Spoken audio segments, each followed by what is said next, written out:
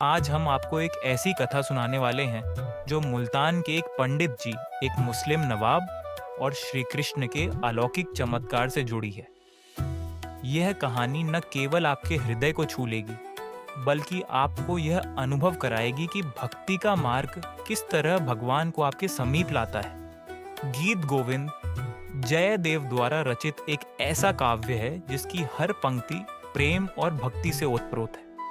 ये काव्य भगवान श्री कृष्ण और राधा के दिव्य प्रेम को जीवंत करता है। लेकिन क्या आप जानते हैं, ये गीत इतना प्रिय है भगवान श्री कृष्ण को कि जब भी कोई इसे सच्चे मन से गाता है तो वे स्वयं अपने भक्तों के समीप आ जाते हैं। तो इस अद्भुत यात्रा के लिए तैयार हो जाइए और हमारे साथ जुड़िए, क्योंकि यह वीडियो आपके जीवन में भक्ति और प्रेरणा की नई रोशनी लेकर आएगी। आइए गीत गोविंद की इस अनोखी कथा का आरंभ करते हैं। एक बार मुल्तान के एक पंडित जी जगन्नाथपुरी कईले की कायम भी किया अनाथ की तरह न तीर्थ यात्रा पर गए। जगन्नाथ मंदिर के दिव्य वातावरण में जब वे दर्शन कर रहे थे, तभी एक भक्त वहां उपस्थित सभी लोगों के सम्मुख गीत गोविंद गाने लगा। पंडित जी उस गान को सुनते ही मंत्रमुग्ध हो गए। हर शब्द, हर स्वर मानो उनके हृदय के तारों को झंकृत कर रहा था। यह अनुभव इतना आत्मा को छूने वाला था कि उन्होंने तुरंत गीत गोविंद की प्रतिलिपि बनवाई और उसे अपने साथ मुल्तान ले आए। लेकिन उनकी भक्ति की यह यात्रा यहीं समाप्त नहीं हुई।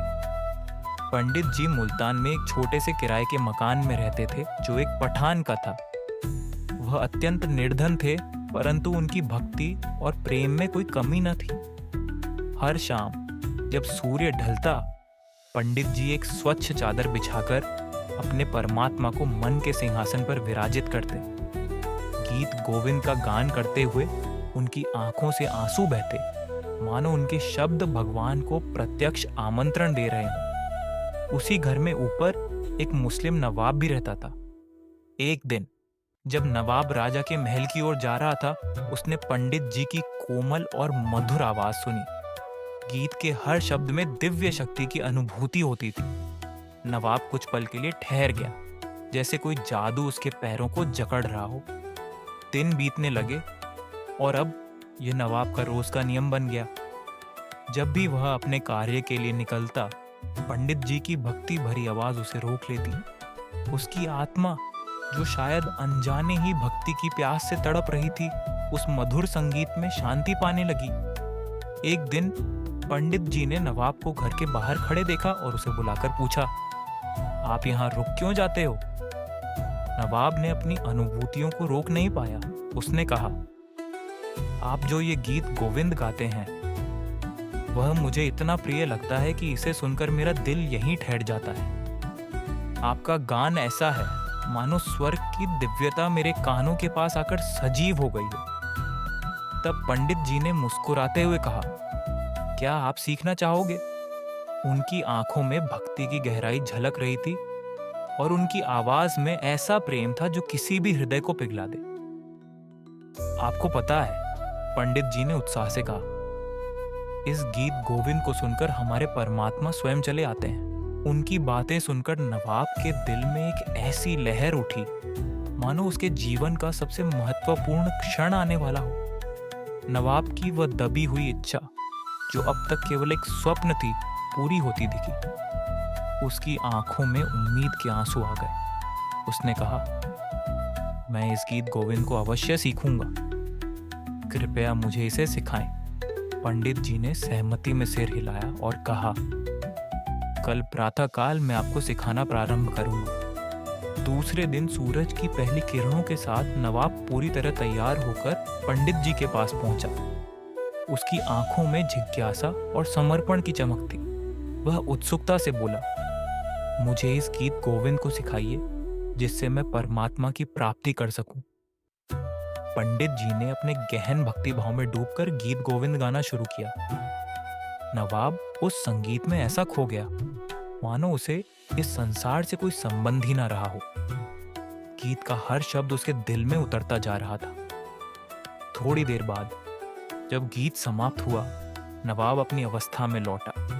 उसकी आंखें नम थीं और आवाज कांपते हुए उसने कहा, हे पंडित जी, इस संगीत ने मुझे मेरे शरीर का भी ज्ञान नहीं रहने दिया। ऐसा लगा जैसे मैं किसी और लोक में पहुंच गया हूं। पंडित जी मुस्कुराए और बोले, यह इस गीत गोविंद की शक्ति है। मैंने अब तुम्हें इसे सिखा दिया है, परंतु इसे गाने का एक नियम है।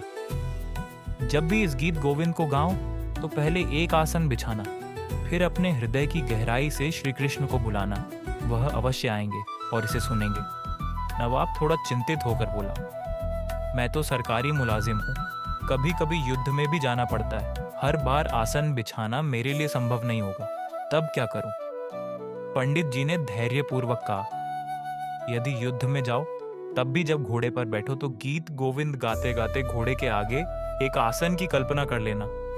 यही मानना कि परमात्मा तुम्हारे साथ है। बस इस भावना को हृदय में बनाए रखना। पंडित जी की इन शब्दों ने नवाब के जीवन को बदल दिया। अब जब भी वह गीत गोविंद गाता, वह पहले एक आसन बिछाता और उसे हर बार ऐसा अनुभव होता कि परमात्मा स्वयं उसे सुनने आए हैं। और फिर वह अद्भुत दिन आया।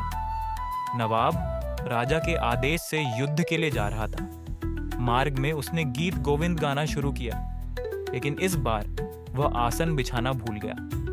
जैसे ही उसका गाना प्रारंभ हुआ, उसके हृदय में प्रेम और भक्ति का ऐसा ज्वार उठा कि उसे भगवान की उपस्थिति का आभास होने लगा।